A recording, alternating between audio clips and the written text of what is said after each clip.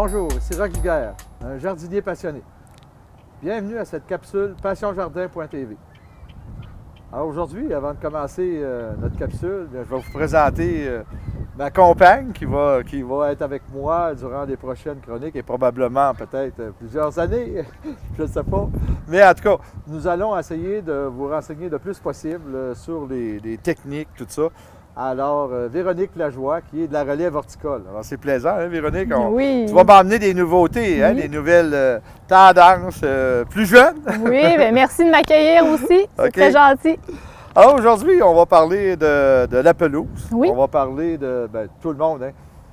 Tous les hommes, on dit, sont fiers de leur pelouse. Hein. Tout à fait. Les femmes sont dans leur jardin, les hommes s'occupent de leur pelouse. Alors, on va essayer de vous montrer aujourd'hui un peu ce qu'il faut avoir, ce qu'il faut faire pour réussir notre pelouse. On va commencer tout de suite par les semences. Hein. Tu vas nous expliquer, il existe des semences aujourd'hui qui vont nous aider à avoir un beau jardin, une belle pelouse. Oui, alors il y a une caractéristique principale qu'on peut regarder, c'est s'il y a de l'endophyte dans notre semence. Donc l'endophyte va repousser les vers blancs qu'on ne veut pas avoir sur notre pelouse, n'est-ce pas, Roch? C'est ça. Si on est dans la région de Montréal, dans certaines régions où c'est plus, quand je dis région de Montréal, la grande région, Fontainebleau, tout ça, que je connais, là, qui sont surtout dans les sols sablonneux. Alors, on est très pris par ces prédateurs-là qui viennent manger notre gazon. Alors, très important d'avoir des endophytes. Et aussi maintenant, hein, les semences à gazon contiennent pas juste une sorte de gazon, de pelouse. Ils vont en contenir à peu près 3, donc une qui va bien si le sol est sec, une qui va bien si c'est humide, donc on a une chance d'avoir un meilleur gazon. Alors ici, on a un trou, alors on va étendre du compost. Moi, je préfère du compost. Toi, est-ce que tu mets de la terre à jardin? Ou...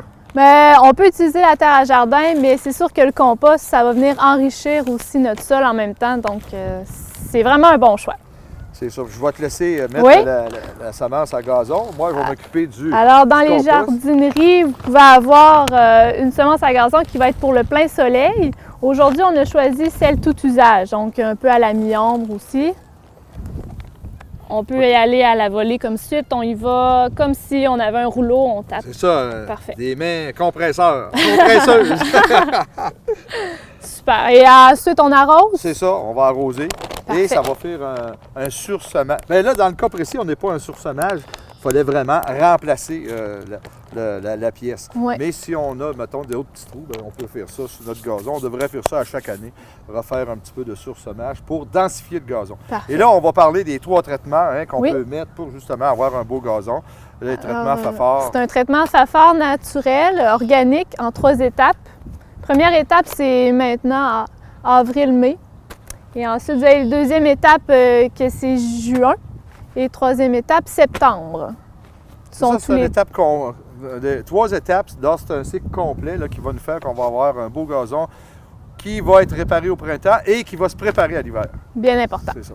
Alors, on voit, on a quand même des bons moyens aujourd'hui de garder une belle pelouse. Et cette année, Roch, on a des conseils écolos? Alors, je te laisse aller. Hein? On a parlé du conseil écolo. Oui, conseil écolo que Roch nous donne, c'est d'éteindre nos lumières de la mi-juin à la mi-juillet pour pas que les hannetons, je le dis bien, hannetons adultes viennent pondre leurs petites larves, les vers blancs. C'est ça, alors qu'ils vont venir pondre leurs larves. Alors, si on ferme nos lumières, ils vont aller sur le boisé. Alors, c'était Véronique Lajoie et Roch Giguère qui vous souhaitent bon jardinage.